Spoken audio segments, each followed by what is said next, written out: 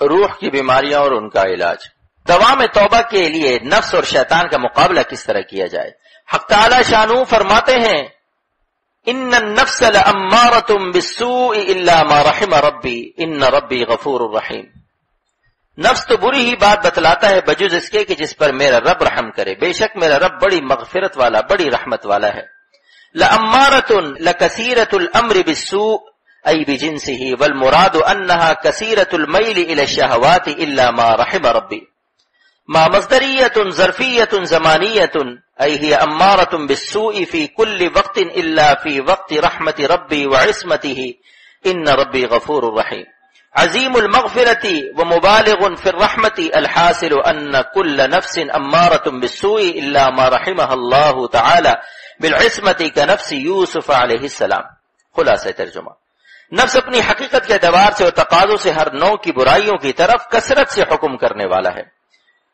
امارہ مبالغہ کا صیغہ ہے اور الف لام سو پر جنس کا داخل ہے، جس سے برائی کے جملے انواع کفر، شرک، بدعات، کبائر، صغائر اور جملہ فواحش شامل ہو گئے، کیونکہ جنس اسی کلی کا نام ہے جو انواع مختلف الحقائق کو محیط اور جامع ہو۔ الا ما رحم ربی، ماں کو مصدریہ بتا کر صیغہ ماضی رحمہ کو مصدر کے معنی میں تبدیل کر دیا، یعنی رحمہ رحمت ہو گیا، اور ماں کو ظرفیہ زمانیہ بتا کر تفسیر یوں کی کہ نفس ہر وقت برائی کا حکم کرتا ہے اپنی حقیقت اور ماہیت کے اعتبار سے۔ الا فی وقت رحمت ربی، مگر اس وقت تک جب تک کہ حق تعالی شانہ کی رحمت اور حفاظت میں ہو تو نفس کچھ نہیں بگاڑ سکتا۔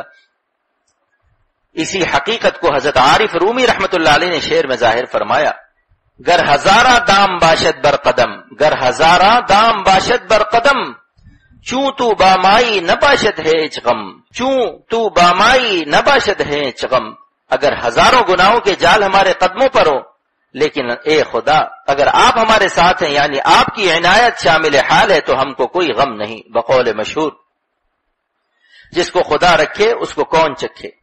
رب اغفر وارحم وانت خیر الراحمین کی کثرت کرتے ہوئے یہ بھی مضمون مستحضر رہے کہ مغفرت کے بعد رحمت کو طلب کرنا کیوں سکھایا گیا۔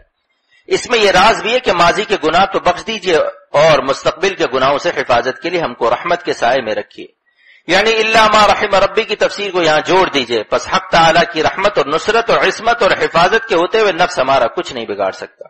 شیطان کا خوف بھی اسی طرح بے معنی ہے۔ حق تعالی ارشاد فرماتے ہیں ان کید الشیطان کان ضعیفا، شیطان کے مکر اور قید کو حق تعالی ہی نے ضعیف اور کمزور فرمایا ہے۔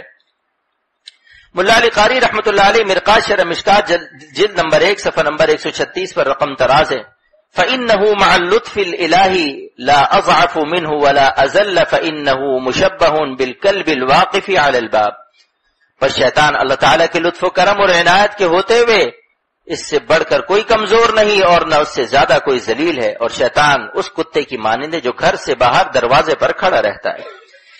یعنی جس طرح بڑے لوگ بنگلوں کے سامنے خوفناک کتا حفاظت کے لیے رکھتے ہیں، جو ان سے ملنے جاتا ہے تو وہ کتا زور زور سے بھونکتا ہے، اور اگر مالک بنگلہ زور سے ڈانٹ دے کہ ہاں خبردار اپنا آدمی ہے تو خاموش ہو جاتا ہے۔ اسی طرح شیطان بارگاہ حق سے مردود کیا ہوا کتا ہے، بارگاہ حق کے باہر کھڑا ہے۔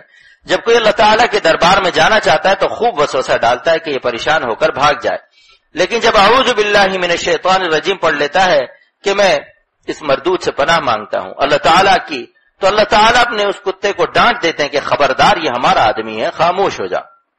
اسی لیے حدیث شریف میں وساوس کا علاج 2 جز میں بیان کیا گیا ہے، ایک تو اعوذ باللہ من الشیطان الرجیم پڑھنا، دوسرا آمنت باللہ ورسلہ پڑھنا۔ وساوس خواہ کفر کے ہوں یا گناہ کے ہوں، آمنت باللہ ورسلہ پڑھنے سے اس طرح بھاگتے ہیں جیسے DDT چھڑکنے سے مکھی، کھٹمل اور جراثیم بھاگتے ہیں۔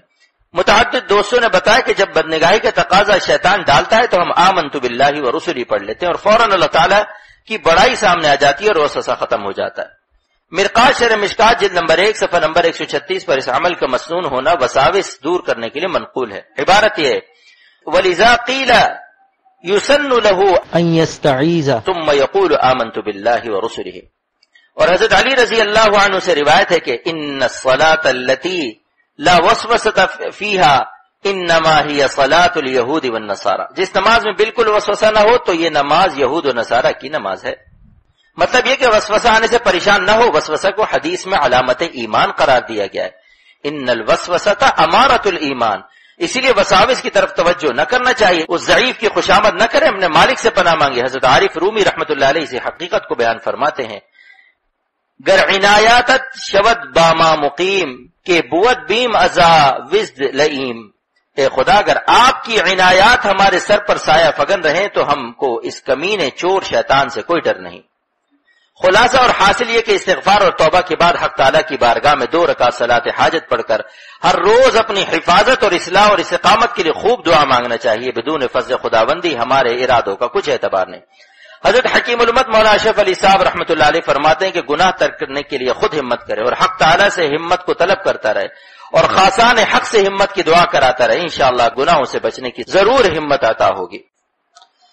آسان کلمات استغفار، رب اغفر وارحم وانت خیر الراحمین، ترجمہ، اے ہمارے رب ہم کو بخش دیجئے اور ہم پر رحم فرما دیجئے، آپ سب سے بہترین رحم کرنے والے ہیں۔ حضرت حکیم الامت تھانوی رحمت اللہ علیہ نے فرمایا کہ مغفرت کے بعد رحمت کی طلب میں 4 نعمتوں کا سوال ہے۔ نمبر 1 توفیق طاعت، نمبر 2 فراخی معیشت، نمبر 3 نجات آخرت، نمبر 4 دخول جنت۔ استغفر اللہ ربی من کل ذنب واتوب الیہ، ترجمہ، میں اپنے اللہ سے اپنے تمام گناہوں کی مغفرت مانگتا ہوں جو میرا رب ہے اور اسی کی طرف رجوع کرتا ہوں۔ ربنا تقبل منا انك انت السميع العليم بحق رحمتك ورحمة للعالمين صلى الله عليه وسلم واجعل هذا نافعا لجميع المسلمين واجعلنا من الراشدين۔ راقم الحروف محمد اختر عفى الله عنه، 30 ذوالحجہ 1402 ہجری۔